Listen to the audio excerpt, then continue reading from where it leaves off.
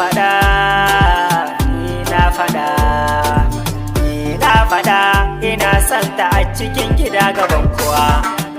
Na faɗa, ina santa, ni na faɗa.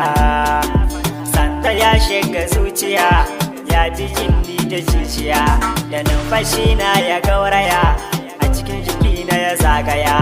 Kome aka ce na yi akan ta zan iya, babu batu na nagiya. Rayuwa da ita na so da ke ta fata mun yi duniya.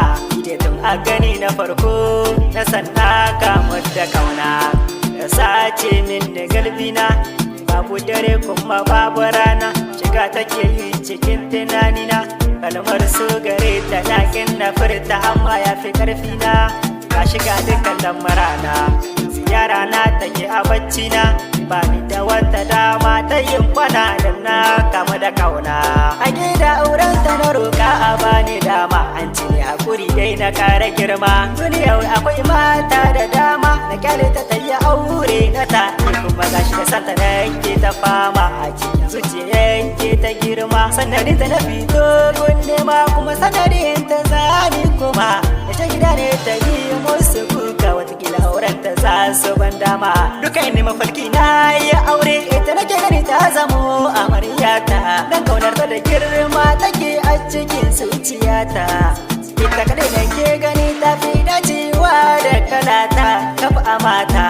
Saboda dai kauna ba na makiranta da sunanta, sai na ce mata kanwata ko kuma amaryata, wadda ran kuma matata.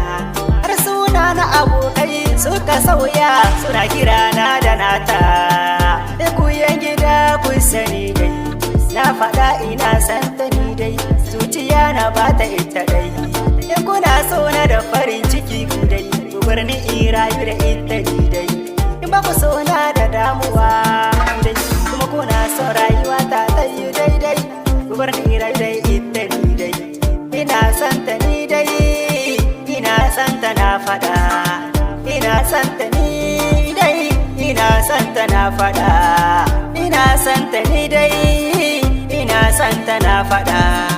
Ina mata kauna wacce nake yi wa kaina, zan kula da ita kamar yadda zan kula da kaina.